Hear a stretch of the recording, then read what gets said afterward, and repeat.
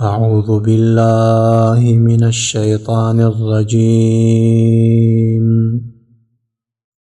وما محمد إلا رسول قد خلت من قبله الرسل أفإن مات أو قتل انقلبتم على أعقابكم ومن ينقلب على عقبيه فلن يضر الله شيئا وسيجزي الله الشاكرين.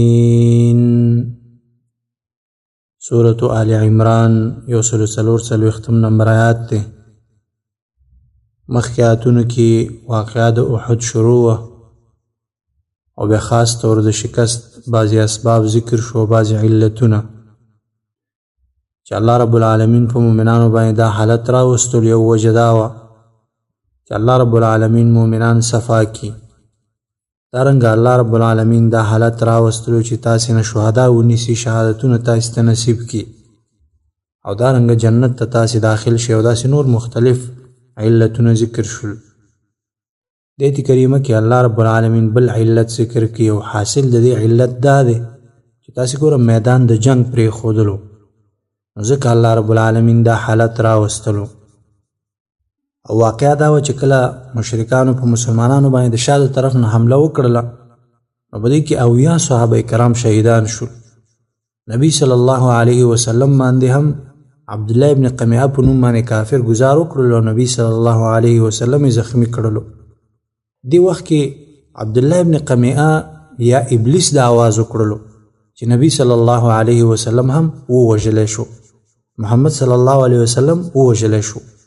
نو دې سره صحابه کرام تیت پرک شو، څه یو خوا او څه بل خوا لاړل. یوازې محدود صحابه کرام هغه د نبی صلی الله علیه وسلم په دفاع کې پاتې شول. نو ټول صحابه کرام خواره واره شولو. هماغه و چې نبی صلی الله علیه وسلم صحابه کرامو پسې آواز وکړو چې الی عباد الله، ای د الله بندګانو راشي ما طرف ته. نو چې کله صحابه کرام پوه شو چې نبی صلی الله علیه وسلم ژوندی دی نو بیرته صحابه کرام واپس راغلل نبی صلی الله علیه وسلم خواته. نو دی واقعی ته اشاره کوي چې مؤمنانو ګوره دا محمد صلی الله علیه وسلم یو پیغمبر دی، رسول دی. دی که مړ شي نو تاسو به دین پرېږدئ، جهاد او قتال به پرېږدئ نه، هېڅکله نه. داسې ډېر پیغمبران تیر شوي دي، هغوی د الله په لاره کې وژلی شوي دي. نو که دا پیغمبر هم چېرته وفات شي یا مړ شي نو تاسې به خپل دین نه پرېږدئ. وما محمد الا رسول، وما محمد نو نه دی محمد صلی الله علیه وسلم الا رسول مگر رسول دی. قد خلت یقینا تیر شوي دي من قبله مخکې دنا الرسل رسولان، دینه مخکې ډېر پیغمبران تیر شوي دي. افا ان مات آیا نو که دی وفات شو او قتل یا ووژلی شو انقلبتم اوړئ به تاسې علی اعقابکم په پوندو خپلو باندې. که دی پیغمبر وفات شي یا ووژلی شي تاسو به په خپلو پوندو باندې اوړئ، هېڅکله نه. ومن ينقلب څوک چې واوړېدلو علی عقبیه په پوندو خپلو فلن یضر الله شیئا نو هېڅ چیرې ضرر نشي ورکولی الله رب العالمین ته شیئا هېڅ څیزه، الله ته هېڅ ضرر نشته، ضرر یې په خپل ځان باندې دی. وسیجزي الله او زر دی چې بدله به ورکړي الله رب العالمین الشاکرین شکرګزارو بندګانو ته.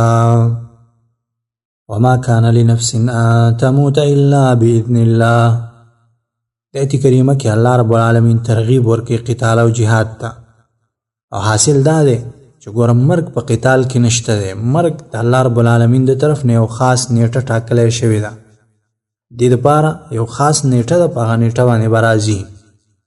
وما کان لنفس او نشي کېدی د یو نفس دپاره ان تموته چې مړ شي الا باذن الله مگر په اجازت د الله. الله رب العالمین د امر او د حکم او د اجازت نه خوا څوک نشي مړ کېدلی. کتابا دا لیکل دي مؤجلا مقرر، الله رب العالمین د طرف نه تقدیر مقرر لیکلی شوی دی. ومن یرید ثواب الدنیا، دې جملې نه وروسته اوس الله رب العالمین تقسیم د بعضې انسانانو کوي په اعتبار د اعمالو سره. ومن یرید او څوک چې غواړي ثواب الدنیا بدله د دنیا، خپل عمل سره بدله د دنیا غواړي، نؤتیه ورکو مونږ هغه ته منها د هغې نه، د دنیا نه ورته خپله حصه ورکو. ومن یرید او څوک چې غواړي ثواب الاخرت بدله د آخرت، خپل عمل سره بدله د آخرت غواړي، نؤتیه وربکو مونږ هغه ته منها د هغې نه. څوک چې آخرت غواړي نو د آخرت بدله هغې ته ورکوو. وسنجزي الشاکرین او خامخا بدله به ورکو مونږ شکرګزارو ته. وکأی من نبی قاتل معه ربیون کثیر. ایت کریمه کې الله رب العالمین زورونه هم اصحاب احد ته ورکي او دارنګه تیزی به په جهاد او قتال فی سبیل الله باندې هم ورکي په حال د مخکینو امتونو باندې. ور انبیاء علیهم الصلاۃ والسلام په ملګرتیا کې ډیر مؤمنان جنگیدلی دي او د دشمنانو په وړاندې هغوی کمزوري نه ده ښکاره کړې او نه هغوی ته تسلیم شوي دي. وکأی من نبی او ډیر د پیغمبرانو نه قاتله جنگونه کړي دي معه د هغه په ملګرتیا کې ربیونه الله والا خلکو کثیر ډیرو الله والا خلکو د پیغمبرانو په ملګرتیا کې جنگونه کړي دي. فما وهنو نو سستی نه وه کړې هغوی لما د وجې د هغه تکلیفونو نه اصابهم چې رسېدلي وو هغوی ته فی سبیل الله په لاره د الله کې. د الله په لاره کې چې کوم تکلیفونه هغوی ته رسېدلي وو د هغې د وجې نه هغوی نه سست شوي. وما ضعفوا او نه کمزوري شوي په مقابل د دښمن کې. د دښمن مقابله کې هغوی کمزوري نه وه کړې. وما استکانوا او نه تابع شوي دښمن ته تسلیم شوي نو. دا د الله والا مؤمنانو عمل او د هغوی صفات دي چې هغوی د الله رب العالمین په لاره کې کوم مشکلات ورته راتلل هغې کې به دوی سستی نه کوله کمزوري به یې نه کوله او دښمن ته به نه تسلیمېدل. دشمن ته تسلیمي ورکول دا ډېر کمزوری صفت دی او دا دوه قسمه دي. یو حالت د جنگ دی. حالت د جنگ کې که بغیر د قید او د شرط نه یو انسان ځان د کفارو په بند کې ورکړي د هغې په قید کې ورکړي د جواز په مرتبه کې دی. اما که چېرته یو انسان آزاد وي په خپل اختیار باندې دشمن ته ورځي د هغوی په قوانینو باندې اقرار کوي د هغوی تایید کوي د مجاهدینو ذم او بدي بیانوي خپل هغه جهاد او قتال او مبارزې ته د باطل نسبت کوي او کفارو ته د حقانیت نسبت کوي او په هغه باندې اقرار کوي. لکه نن سبا چې کومه تسلیمي ده عام طور د مرتدینو دولتونو چې کوم د تسلیمۍ دپاره اصول ایښي دي چې په خپل بطلان باندې به انسان اقرار کوي د هغوی په قوانینو کفري او شرکي قوانینو باندې به د حقانیت اقرار کوي او دارنګه د هغوی دپاره به خدمت کول جاسوسي کول تعاون د هغوی سره کول د مسلمانانو او د مجاهدینو په مقابله کې دا سوچه کفر دی دا ارتداد دی او دا تولی دی د کفارو سره د هغوی سره معاونت دی د مسلمانانو په مقابله کې. تاسې نن د هغه خلکو حال وګورئ چې هغوی د دشمن ته نن سبا زمانه کې تسلیمیږي د هغوی د نظام په حقانیت باندې به اقرار کوي د هغوی د قوانینو تایید به کوي د مجاهدینو او د جهاد او د هغوی د مبارزې په بطلان باندې به چې دی اقرار کوي او دارنګه حتی الوسه هغوی د دې تسلیمیانو نه دا عهد اخلي او دا لوز ورنه اخلي چې د مسلمانانو او د مجاهدینو مقابل کې به هغوی ته خدمت کوي. ان تر دې چې دومره محدود کړي وي چې د یوې ولسوالۍ نه بلې ته د یو قریې نه بازار ته یا د یو ولایت نه بل ولایت ته انتقالیږي نو دی به هغه کفري ادارې ته خبر ورکړي دومره محدود کړي وي. نو نن سبا چې کومه مروجه تسلیمي ده په ده کې دننه چې کوم قیودات او شروط دي هغه ټول د کفر او د ارتداد دي او په دې باندې معتمدې فتاوی انشاءالله موجودې دي مدللې او مستندې. نو دلته الله رب العالمین د هغه مؤمنانو چې د انبیا علیهم السلام په ملګرتیا کې به جهادونه او قتالونه کول الله والا خلکو ربیون الله والا خلک هغوی صفت ذکر کوي چې دوی به دشمن ته نه تسلیمېدل. وما استکانوا او نو تسلیم شوي دشمن ته یا نو تابع شوي دشمن ته.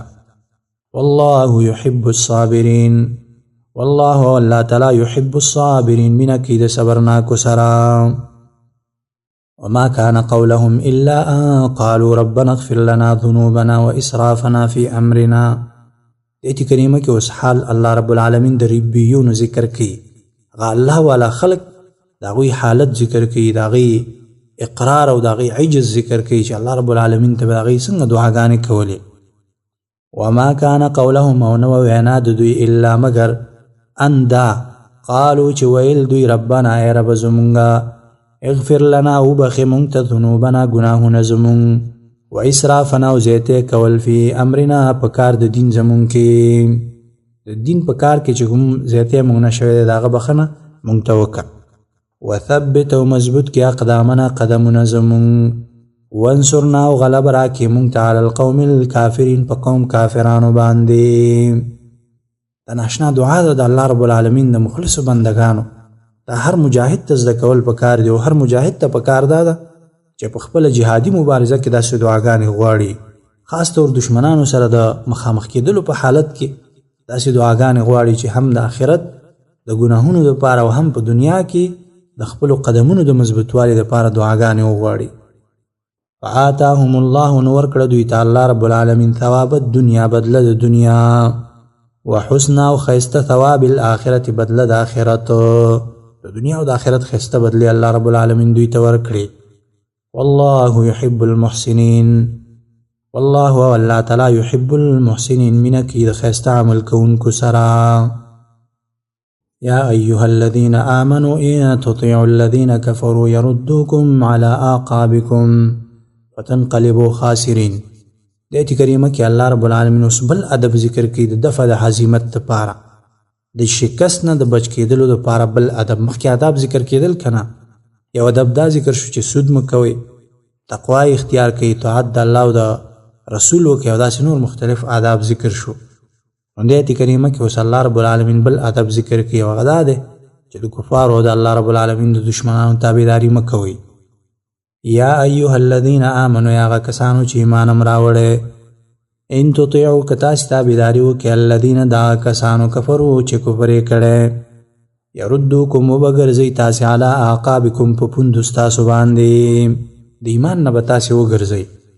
فتنقلبوا نو وبګرځئ تاسې خاسرین تاوانیان، تاوان والا به تاسې وګرځئ. بل الله مولاکم، بلکې الله رب العالمین مولاکم مولا ستاسې دی، وهو او دا الله تعالی خیر الناصرین غوره دی د مددګارانو نه. الله رب العالمین یو غوره مددګار دی. الله رب العالمین چې چا مددګار شي نو دی به د تاوان سره مخامخ نشي. سنلقي في قلوب الذين كفروا الرعب بما اشركوا بالله ما لم ينزل به سلطانا. ایت کریمه کې بشارت او زیر او طریقه د نصرت الهی ذکر کوي الله رب العالمین. زرد چې د کفار او د مشرکینو په زړونو کې برته رعب واچوما.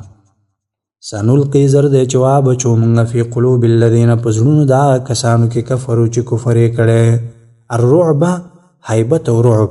رعب به دوی په زړه کې واچو. دا د الله رب العالمین ناشنا نصرت او مدد وي چې الله رب العالمین د دښمنانو په زړونو کې رعب واچي. خود دنیا لښکرې به اسباب به ورسره د دنیای، ولیکن جرأت به نشي کولی چې په مجاهدینو باندې راشي.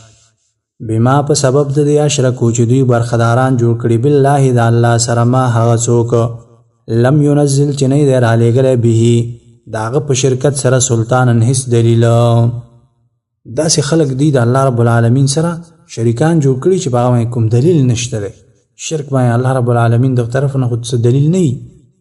ومأواهم او ځای د ورتللو د دوی النار اور دی، دوی به جهنم اور ته ورځي. وبئس مثوى الظالمین، وبئس او ډېر بد دی مثوى الظالمین ځای د اوسېدو د ظالمانو. ظالمانو د اوسېدلو ځای دا ډېر بد دی چې هغه جهنم دی. جهنم یقینا یو بد ځای دی. ولقد صدقكم الله وعده اذ تحسونهم بإذنه. د آیت کریمه کې الله رب العالمین اوس جواب دی او سوال کی. حاصل د سوال دا دی چې مخکې الله رب العالمین ذکر کړ چې الله رب العالمین د دښمنانو په زړونو کې به رعب اچي، او دا الله رب العالمین د نصرت یوه طریقه ده. نو منافقانو سوال وکړو چې کومه دی دا احد کې خو کوم نصرت د الله رب العالمین رانغی، مدد یې رانغی. الله رب العالمین جواب کی. حاصل د جواب دا دی چې ګوره ابتدا د جنگ کې د کفارو د مشرکینو شکست خوړلو منډې وهلې، تاسې هغوی وژل، مختلف مشرکان هغوی ووژلی شو، ولیکن تاسې کې بعضې علتونه راغلل، د نبي صلی الله علیه وسلم د امر مخالفت وشلو، نو دې د وجې نه الله رب العالمین بیرته شکست رامنځته کړلو. ولقد او یقینا صدقکم الله رښتینې کړله الله رب العالمین وعده، وعده خپله، هغه خپل لوز او وعده رښتینې کړله. اذ تحسونهم، کوم وخت چې وژل تاسې هغوی لره باذنه په حکم د الله تعالی. ابتدا د جنگ کې هغوی منډې والې په دشتو کې وو، صحابه کرام ورپسې وو، هغوی وژل. حتی تر دې پورې اذا فشلتم، کله چې تاسې کمزوري شوئ. کمزوري دا معنی چې تاسې هغه همت د لاسه ورکړلو. وتنازعتم او جګړه مو کړله تاسې فی الامر په حکم د پیغمبر کې د نبی صلی الله علیه وسلم په حکم کې چې هغې صحابه کرامو ته ویلو چې تاسې به د غر نه نه راکېوځئ. هغه 50 صحابه کرام چې په جبل الرومات باندې کېنولي وو هغې ته ویلو چې تاسې به نه راکېوځئ، خو هغوی اختلاف وکړلو او بعضې ترې نه راکېوتل. وعصیتم او خلاف مو وکړلو د پیغمبر د امر او د هغه د حکم خلاف مو وکړلو. من بعد وروسته ما د هغه نه اراکم چې وښودل الله رب العالمین تاسې ته ما هغه څه تحبونه چې خوښوه تاسو. الله رب العالمین تاسې ته غنیمتونه وښودل نو د هغې د وجې نه تاسې اختلاف وکړلو او بعضې خلک راکېوتلی د سنګر نه. منکم بعضې ستاسې نه من هغه و یرید الدنیا چې غوښتله یې دنیا یې غوښتله، ومنکم او بعضې ستاسې نه من هغه و یرید الاخره چې غوښته یې آخرت، د هغوی هدف او مقصد آخرت و. ثم صرفکم بیا واړولی الله رب العالمین تاسې عنهم د دوی نه، د دوی د مقابلې او د دوی د جنګ او د قتال نه تاسې واړولی. لیبتلیکم دې دپاره چې امتحان وکړي په تاسې باندې.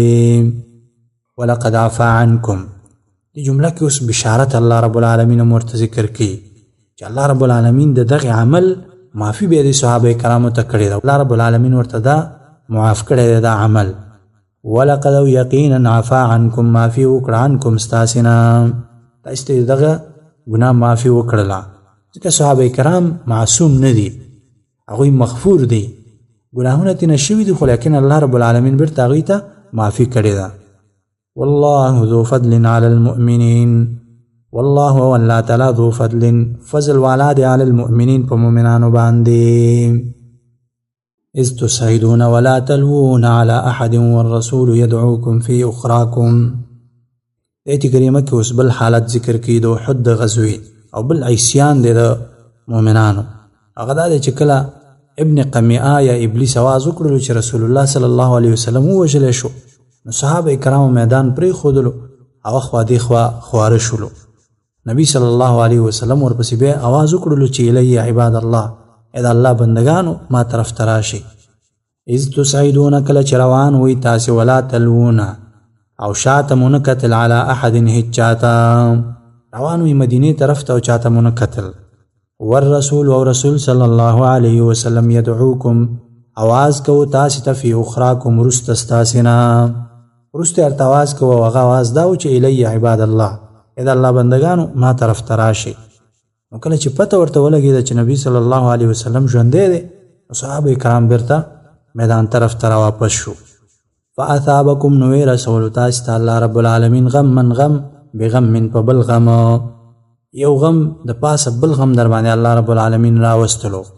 غمن بغمن نه مراد اول غم نه مراد عام غمونه دي چې په غزوه د احد کې راغلل د صحابه کرامو شهادتونه او داسې نور، او دویم غم نه مراد د نبی صلی الله علیه وسلم د قتل او دغه د وژل کېدلو آوازو چې هغه په صحابه کرامو باندې وشلو. لکۍ لا تحزنوا دې دپاره چې تاسې غمژن نه شئ علی ما په هغه څه پسې فاتکم چې فوت شو ستاسې نه، ولا ما او نه په هغه څه پسې اصابکم چې ورسېدل تاسې ته. الله رب العالمین یو غم د پاسه بل غم تاسې ته ورسولو، د نبی صلی الله علیه وسلم د مرګ آواز یې تاسې ته ورسولو چې تاسې هغه څه پسې خفه نه شئ غمژن نه شئ چې هغه تاسې نه فوت شول، چې هغه غنیمتونه و چې هغه ضایع شول او فوت شول، او یا هغه زخمونه هغه شهادتونه چې مخکې د نبی صلی الله علیه وسلم د مرګ د آوازې نه و چې هغه پسې تاسې خفه نه شئ.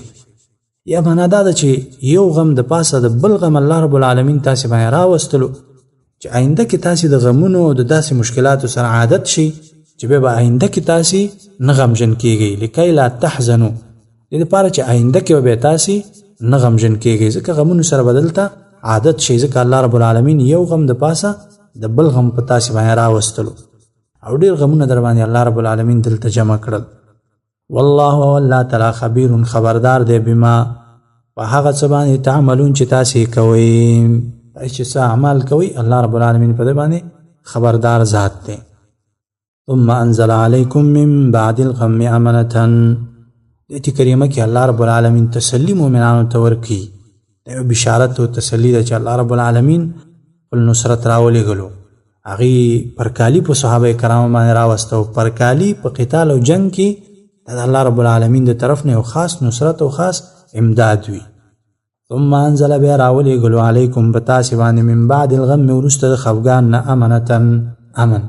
امن یې راولېږلو نعاسن پرکالي یغشا پټول هغې طائفتن یوه ډله منکم ستاسې نه مؤمنانو باندې الله رب العالمین پرکالي راوسته پرکالي ویلی کېږي نعاس هغه لږ خوب ته لکه باید صحابه کرامو نه نقل دي چې په غزوه د احد کې داسې پرکالي په صحابه کرامو باندې راغله چې توره به یې لاس کې وه چې هغه به ترېنه غورځېدله دی به بېرته راټینګوله داسې یو پرکالي او داسې لږ خوب ورباندې راغللو دا په جهاد او قتال کې د الله رب العالمین نصرت وي هر چې په لمونځ کې دا نعاس او پرکالي ده نو دا د شیطان د طرف نه وي بیا وطائفة قد اهمتهم انفسهم دې کې اوس حال د منافقانو ذکر کوي وطائفة او بله ډله قد اهمتهم چې فکر کې اچولي وو هغوی لره انفسهم نفسونو د هغوی بله ډله د منافقانو هغوی سره د خپل ځانونو فکر و یظنون ګمانې کولو بالله په الله باندې غیر الحق ناحق ګمانونه کول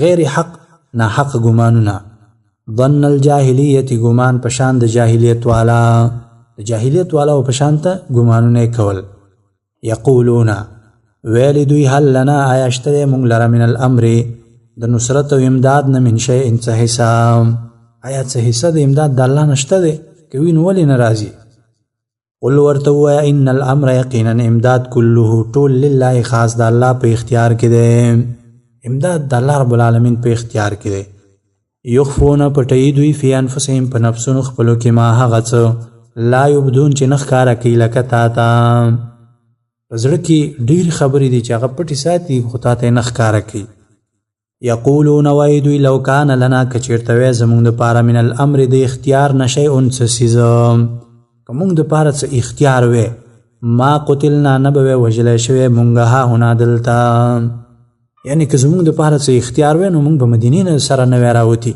او دلته به موږ نه وی وژلی شوي مفسرینو لیکلي چې اکثر منافقان خو هغوی د لارې نه ګرځېدلي و د عبدالله ابن ابی ابن سلول په مشرۍ باندې ولیکن یو نیم منافق هغه بیا هم پاتې و چې هغوی غزوې ته راغلي و او دوی به ویلې چې موږ مجبورن راویستلی شوي و زموږ دپاره څه اختیار نشته که نه د مدینې نه به نه وی راغلي او ما قتلنا ها هنا کې اشاره کوله صحابه کرامو ته چې موږ به دلته نه وی وژلی شوي د صحابه کرام به دلته نه وی وژلی شوي دغه خبرې وي چې دوی ښکاره د مسلمانانو په مخ کې کولی هم نه شوي په خپلو بنځونو کې به یې سره کولی قل ورته ووایه لو کنتم که چیرې وی تاسې فی بیوتکم په کورونو خپلو کې لبرز الذین خامخا راوتلي به وی هغه کسان کتب علیهم القتل کتبه چې مقرر شوی و علیهم په هغوی باندې القتل قتل هغه مرګ په هغوی باندې مقرر شوی و خامخا به راوتلي وی الی مضاجعهم ځایونو د پرېوتلو خپلو ته مقصد دا دی چې تاسې که هر چیرې وی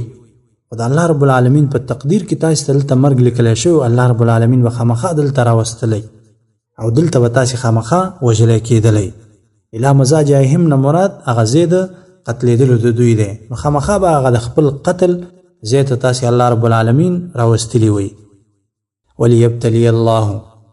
وليبتلي الله او دې دپاره چې امتحان وکړي الله رب العالمین ما د هغه نفاق فی صدورکم چې په سینو ستاسو کې دی ستاسې هغه منافقت الله رب العالمین راښکاره کړي وليمحص ما فی قلوبکم دې جمله کې خطاب مؤمنانو ته دی وليمحص او دې دپاره چې پاک کړي ما هغه ایمان فی قلوبکم چې په زړونو ستاسې کې دی والله علیم بذات الصدور والله والله تعالی علیم پوهه دی بذات الصدور په هغه خبرو باندې الصدور چې په سینو کې دي ان الذين تولوا منكم يوم التقى الجمعان دې کریمه کې الله رب العالمین هغه علت او سبب د هزیمت ته اشاره کوي چې هغه صحابه کرامو مخ وګرځولو د میدان د جنگ نه بیا به الله رب العالمین بشارت او زیر مؤمنانو ته ورکړي په معافی سره ان الذين یقینا هغه کسان تولوا چې وګرځېدل منکم د ستاسې نه د جنگ میدان نه وګرځېدل یوم التقى الجمعان په هغه ورځ باندې التقى الجمعان چې مخامخ شوې دوه ډلې مسلمانانو او د مشرکانو دوه جماعتونو او ډلې سره مخامخ شولې انما استزلهم الشیطان انما یقینا استزلهم الشیطان خو یولی دي دوی شیطان ببعضی په سبب د بعضی ما د هغه ګناهونو کسبو چې دوی کړي دي مراد تینا هغه جنگ د میدان پرېښودل او د نبی صلی الله علیه وسلم د خوانه تلل. ولقد عفا الله او یقینا معافي کړي د الله تعالی عنهم دوی ته الله رب العالمین د عمل معاف کړی دی. ان الله یقینا الله تعالی غفور بخنه کوونکی حلیم صبرناک ذات دی. اقول قولي هذا استغفر الله لي ولكم ولسائر المسلمين.